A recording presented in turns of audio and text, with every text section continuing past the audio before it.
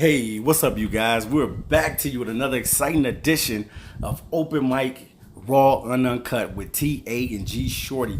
We'd like to thank you guys who viewed the first sports podcast with us, and this is installment number 2. So we're gonna go ahead and get into it. We got some heavy topics on today, and we definitely want to cover the Cleveland Browns on today because they were featured on the Hard Knocks. What you think about it? Of all teams, man. I tell you though, you know what? Cleveland, I'm pretty excited about the fact that they can only go up. Yeah. They can only go up. TA and what I've been seeing out of them over the preseason, they're gonna make some difference in their program this year. So I'm pretty excited about Cleveland. So hey, you excited about? Yeah. I'm really excited about Cleveland, man, because Cleveland is one of those franchises, just like Detroit, who suffered a lot of losses, and I think between Cleveland and Detroit are the only franchises in the NFL that has gone 0-16. So with Cleveland and the Hugh Jackson situation, just understanding how his job could be possibly on the line. Is Hugh Jackson worth keeping for the Cleveland Browns? I keep saying it over and over again. A lot of times, basically, when a team actually is put in a position like that, a lot of it has to do with management. Right. Okay, Hugh Jackson, he got some qualities that separates him as a coach. He has a relationship with his players. Yes. It's just the fact that it's hard no matter what you run into Cleveland because of the fact that he just don't have the supporting cast. Yes. But it seems like this year, he got it. Yeah. Like he got it, man. I got an opportunity yesterday to watch Cleveland Browns versus the Philadelphia Eagles, and I was kind of surprised that Cleveland's defense, more so than the offense. Pretty good. The defense is looking pretty good, man. They got some guys led by Myles Garrett, man. They got some guys that can definitely get in there and pass rush, man. Pretty good, man. Pretty good. I mean, hey, what do you think about the fact that because I know they talk about Dez Bryant, man, and adding Dez Bryant. Do you think he's going to make a difference there? Man, if they pick him up. Man, I think Dez Bryant would make a tremendous impact if the Cleveland Browns can get Dez Bryant. I think that Dez Bryant definitely has talent. I think that he has the capability of being one of the receivers that they need, a possession receiver. They have already Jarvis Landry and Josh Gordon, and adding a talent like Dez Bryant to the team, I think it would help that team out significant. You know what, T.A., I tell you, what makes me upset about what, the Dez Bryant situation? Shorty? You know what makes me really upset? What? They say the man lost a step. They're saying that the guy basically... Yeah, I heard the same thing. All these mental makeup and these issues. Thing, yeah. But, he's considered to be an elite receiver. That's why they got him in the first round, okay? Yeah. And they tell me he lost his step. Yeah. Okay, if he lost his step, what about the guys that have been covering him? The man's only 29 years old. Yeah, but what about the guys that have been covering him for the last 5 years? You think they lost steps? No. Yeah, they probably lost steps too. Yeah. They so had and to. then if you put a young guy on it, you beat him with experience. Right, exactly. And so the thing about it is that I don't think he lost the step. I think that it put in the right environment and the right situation, but he still have a desire and a fire for the game. Yeah. Okay. They talk about the contract situation, the way he acted in the interviews and stuff like that. Look, you're not paying the man like he's beginning a receiver. Yes. He's been in the game for 7 years, man. Yeah. I agree so with you're that paying totally. for his skill set. So I still think that if they add Dez Bryant to the mix, I think, man, they're gonna take off. Yeah. I was thinking that too, man. I was thinking the other day that Cleveland Browns could actually be a surprise team this season. I think so. And you know what I mean by surprise. I agree with you. I'm talking about one of those teams that go out and win games and you didn't even expect these guys to be good, and they go out and surprise the whole NFL and send shockwaves through the league. So the question is basically, is they going to keep Hugh if he happen to have a pretty successful season, or they're going to let him go? That's I don't know, man. You're talking about you're talking about a coach like Hugh Jackson putting him under the hot seat already. I don't know, man. You know what I'm saying? That's cold hard facts. That's a wait and see. That's a wait and see. That's a wait and see. So. But hopefully, man, I want to see Hugh Jackson definitely take the Cleveland Browns to another level. I'm not saying I can predict how many games the Browns will win, but I definitely think that Hugh Jackson and what he's trying to implement with that team, I think that it'll be effective, and I think that if they get Dez Bryant, that team can go to the next level. I think they can win 7. You got them 7? I got them at 7. I give them 8 or 9. Okay. 8 or 9. Okay. And I just got to know about this guy that you've been raving all about. Yeah, you man. Had yeah. Videos and all this stuff. And, you saw the videos of that? And and I'm just saying this. The guy that we're talking about out there, if you guys don't know, we're talking about Khalil Tate. Yeah, okay. Khalil. One of my favorite players right now, man. College football. And I checked the scene that the guy basically came in at the last 6 games of last year. But the thing about it, he's in the Pac-12. Yeah. Okay, they got some very tough games this year, but the Pac-12 was very weak last year. So so tell me, what makes this guy so hopeful in your eyes? I don't know, man. I like Khalil Tate, man. If you guys don't know, Khalil Tate is on the Sports Illustrated cover. He's the cover athlete this month, I believe. And definitely, man, I'm going to give a little rundown on Khalil Tate. Khalil Tate is one of those guys, man, that you see on the bench, and he has talent, but you never knew that he had the talent until he was able to get out on the field and show it. And what happened pretty much mid-season last year, the quarterback goes down in the game. Khalil Tate number gets called. And the guy goes out, man, and he ends up eventually rushing for 327 yards in a game, and he broke the quarterback record for rushing in college. And I really was intrigued by that. And not only by that though, G Shorty, I was really looking at like, man, I want to see this guy's overall skill set. I tell you, I looked at some of the videos. I checked the guy out, did a little research on the guy and stuff like that. They try to say that basically he's in that mode of Lamar Jackson, and then basically the Michael Vick's, I know Johnny Manziel, and even though you have some of them there in Arizona right now, the Wildcats. One thing I did notice is he do have the speed, but he have a touch though. Yeah, he does. He has a touch and feel for the pocket. And he also basically in relations to Johnny Manziel, he don't improvise that much. No, he doesn't. The thing about it is that he's more poised in the pocket, and so I for the people there in Arizona, that for that hopeful Heisman, because I don't think he gives that. Has the state of Arizona ever breeded a Heisman Trophy winner? No, but they won. The last time they won was back in 1994 championship. So wow. But I tell you though, this is good for the state of Arizona. Yeah, because you're talking about a guy that was a backup quarterback now. Come on. I mean, you got. And he will let you know that. You got Herm Edwards that basically is in ASU, and you got him. Come on, man, it's good for the state of Arizona. So it's very good. It's pretty good. Oh, you better put that in. Okay, so I definitely think that Khalil Tate is putting Arizona on the map. Khalil Tate is one of those players that I'm going to keep my eyes on all season. If I get the opportunity, G Shorty, if we get the opportunity, let's go check out the game. Let's go check out the game. We got to go see some games. No doubt about that. I want to see what this. We here in Arizona, so why not go and check out the man for ourselves to see the real skill set. You got that right, and we want to bring that to you that are out there when we check this guy out. So do you guys out there think that Khalil Tate has an opportunity to win the Heisman this season? So let us know. Get back to us on that. All right. Yeah. Okay, then. TA.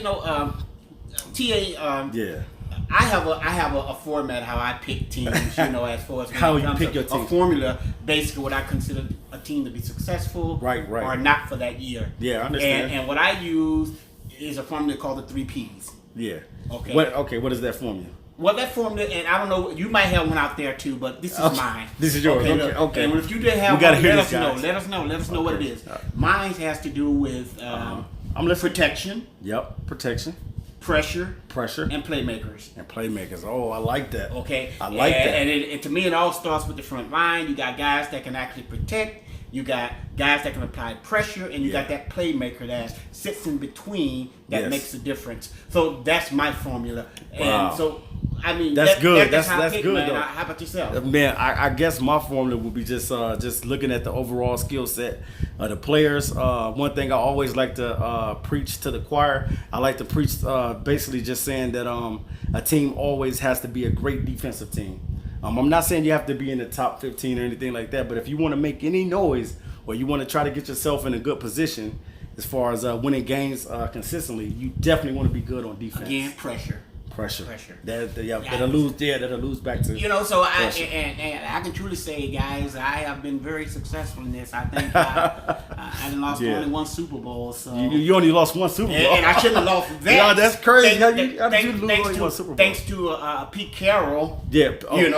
Okay. He broke my record, but that was it. But Yeah. I haven't lost one, so wow, so I've been pretty successful in the Super Bowl. Yeah. Hey, that's my formula. Hey, I think I'll stick with this. This season as well. So I'm not going to try to change your formula, G Shorty. I'm not going to do that. I'm definitely not going to change your formula, brother. Because my formula definitely defense first, then offense will follow. Maybe I have to change it, with these new rules that are coming to play this year. These the new helmet, rules, the helmet rule, the helmet, and what is the catch rule, and stuff. I think a lot of what you think about that, man, especially with the helmet rule. I can elaborate on that a little bit. That's going to be a tough one, man. The helmet rule is gonna affect some team this season. I don't know how, when, what game, but it's going to affect some team because being a player coming in with this helmet and not wrapping up correctly, man, definitely somebody is going to get that call, man, and it can hurt a team, man, especially if you're trying to make the playoffs or anything like that. I tell you, with these new rules, especially with this new helmet thing, it's going to slow the game down tremendously. I'm going to go back to college ball. Right, exactly. And stay with college ball like I did last year because the game was just so slow. Exactly. And I know a lot of people out there is all about this helmet thing. Yeah. And, come on. The reason they're making all these adjustments and changes is because the women out there are crying about the fact that, I want my kid to play no football and might get hurt and stuff like that. But they weren't saying that before they start playing the game. They didn't now say that. They got accustomed to this new lifestyle that basically he's making money, he's providing them with a good quality of life, and all of a sudden it's an issue. Right. It's an issue. So you said they wasn't saying that when they had that lifestyle change. No, come on. I mean, let men be men. You're gonna be men. This is the game. It's a fast game. It's a physical game. It's a physical game. It's always been that way. It's always been that way since we've been kids. Yes. It's always been that way. I mean, so what do you do to a kid that is basically overhyped? Oh, you're gonna put him in the choir? No, I wouldn't do that. I wouldn't do that at all. I mean, if he can't play basketball and he can't play baseball, but he have the skill set to play football, what you gonna do? Right. And many times, hey, look, let's say this and throw this out there. Okay. Is that, hey, when these kids turn 18 and 19, mom and pops, they're not gonna be with you anyway. Right, exactly. That's true. And most likely they're gonna find the woman that they love or the man that they love, and they off, man. Right. So you're not gonna see your kid as much as you used to. If it's gonna benefit this kid, give him a quality of life. We got all the information available out there for these kids to read up on right now to learn about the game. There's no reason that they can't go into this game unaware like the ones in the past. So you know what? Hey, there's so much you can only do for certain things. Yes. And football happened to be one of them. I think the one way you can actually make this game a little more, especially with the helmet to helmet, is the fact that, hey, the owners, you guys got the money, research, and come up with better equipment. Right. Okay. Exactly. Because I understand that a lot of players go through the the concussion protocol. Yeah. Where they got to get examined and things of that nature to make sure that these guys can get back out on the field. Football is definitely a physical sport. And the players know. I don't know. What do you want to get? You want to get them a waiver or something and say, hey, this is, you signed up for this. Yeah. So they know. CET is not going nowhere. Okay, It's not going nowhere. So as for the catching itself and stuff like that, what? 2 steps to catch now. Yeah. You know what? Hey, it looks like it's going to be a little more easy to watch now. Now that you're bringing up that catch rule, man, is going to be something. That's definitely going to be something. Because I remember like a couple seasons ago, Calvin Johnson, who played for the Detroit Lions, he was going against the Chicago Bears.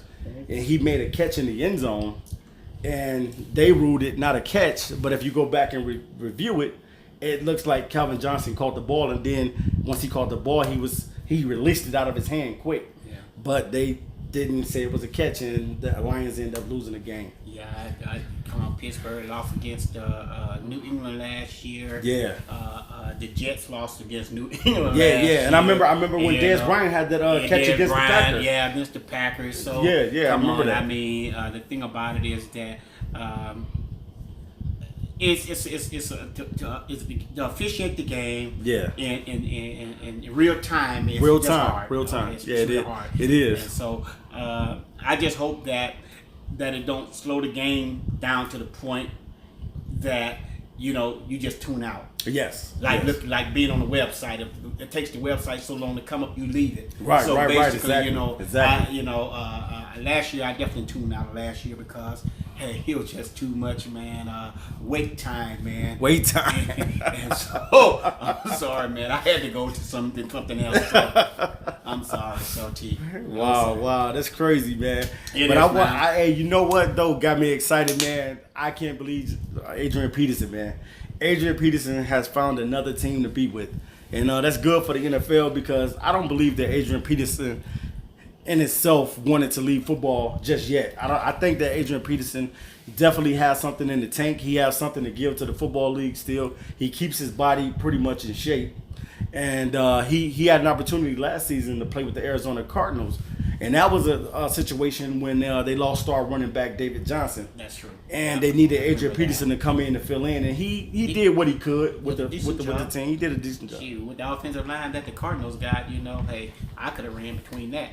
So I mean, I could have got killed. I'm sorry, not run between, but right. I could have been meat in Arizona offense because they front line. Yeah, come on, man. It's just like the border wall. Anybody can get through it. Oh my goodness! Oh man, that's crazy. That's crazy. Man. Yeah, anybody, man. You're right. So, do you think that the Redskins, since they brought in Adrian Peterson, do you think they're going to start Adrian Peterson? What do you think about that?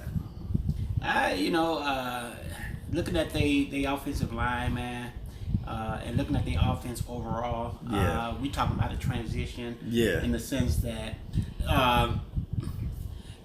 you got switching quarterbacks, man. I think that was a bad move. But the thing about it is. Cause I know what you're talking about. You're talking about Kirk Cousins going over to the Vikings. He's gonna be okay. Yeah. He's gonna be okay, but it still comes down to the fact that do they have enough playmakers on the team? Besides Adrian Peterson. And we looked at preseason, and I'm telling you that I didn't see no playmakers. Yeah. I'm just saying they playmakers, man. It's like where are they? Yeah. And so once the team hone into the fact that all we got to do is stop. Put Aiden in the box and try. They know he loves to run. Yeah. So you know what? I don't see. I got a best friend there in Washington, and he's a diehard Washington fan. Yeah, I hear what you're saying. But like I told him again. What you tell him? I told him he need to learn how to swim. Wow. He need to learn how to swim, man. He needs to learn how to swim. What? They're not gonna be able to actually, get above sea level. So, now me, how I look at the Adrian Peterson thing is that definitely it's good for the Redskins because they lost rookie running back Darius Geis. Right. So by them losing Darius Geis in the preseason, man, we didn't even get a chance to see Darius Geis yet, and we don't know how good he could have been for the Redskins this season, but. It's good for the Redskins because they only signed him on a 1-year deal, so he'll be with the team for 1 year. And definitely, I think he's a great acquisition. He's not one of those guys that's going to cause problems in the locker room, so you don't have to worry about that with Adrian Peterson. But to me, I definitely think they don't really have any running backs there. Really, they got Kelly and Thompson and P. Ryan, whatever. I think that's his name. However you say it, Samaji P. Ryan. They have him. But I definitely think that adding a guy like Adrian Peterson, that veteran leadership, and what he brings to the table will definitely help out the Redskins this season. It solidifies the backfield and it allows them to basically actually do some things that it still wants to do, and I think he can deliver. Mm-hmm. Just like I believe that basically RG3. Yeah. I think he learned a lesson in the game. It's that football wasn't built for him, but he was built for football. Exactly. So I think his mentality, because he was out of the league for a couple years. Oh yeah, it has changed, man, because of the fact that a lot of these guys come into the league thinking that they created the world in 7 days. Right, exactly. Hey, you know what? Mm-hmm. That's not the case. That's not the case all the time. Yeah, you're right about that. That's not the case, man. And so, but looking at him though, I believe that he is definitely what is needed for the Ravens. Yeah, definitely. I don't think Lamar Jackson, because they only got. So you don't think Lamar's ready yet? They only got 2 quarterbacks on the roster, man. So right. So you basically think that they'll keep a 3-man quarterback rotation? They're gonna have to. There's no way you can throw Lamar into the fire. That situation. Yeah. And you don't want to throw him in the fire like that. Yeah. To me, I don't believe that. Do you believe that? And you guys out there, do you believe that there's any rookie out there that should be starting this year? What do you think? Those lines? Yeah. I definitely think that there's some rookies out there that could start. Definitely in New York, you got Saquon Barkley. I definitely think that Saquon Barkley is ready. No, I can understand running backs. I'm talking about quarterbacks. Quarterback wise, yeah, I would have to go with definitely Josh Rosen. Oh, okay. I definitely think that Josh Rosen. I'm very surprised about this guy, but I definitely think he's ready to be able to take that team over. He looks good. Bradford better not get hurt. He looks quite impressive, and you know what? He looks pretty good. And the Cardinals, Arizona Cardinals, should be pretty excited.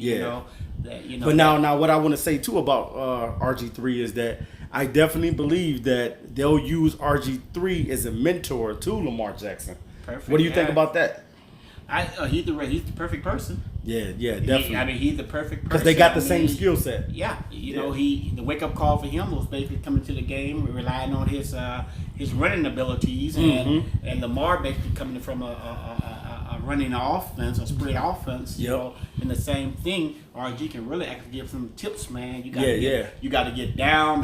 We seen in preseason where he took some hits. He took some hits. Not only that, but he found out too. Is that everybody can run in the NFL? Yes. Some of the guys he just couldn't run away from.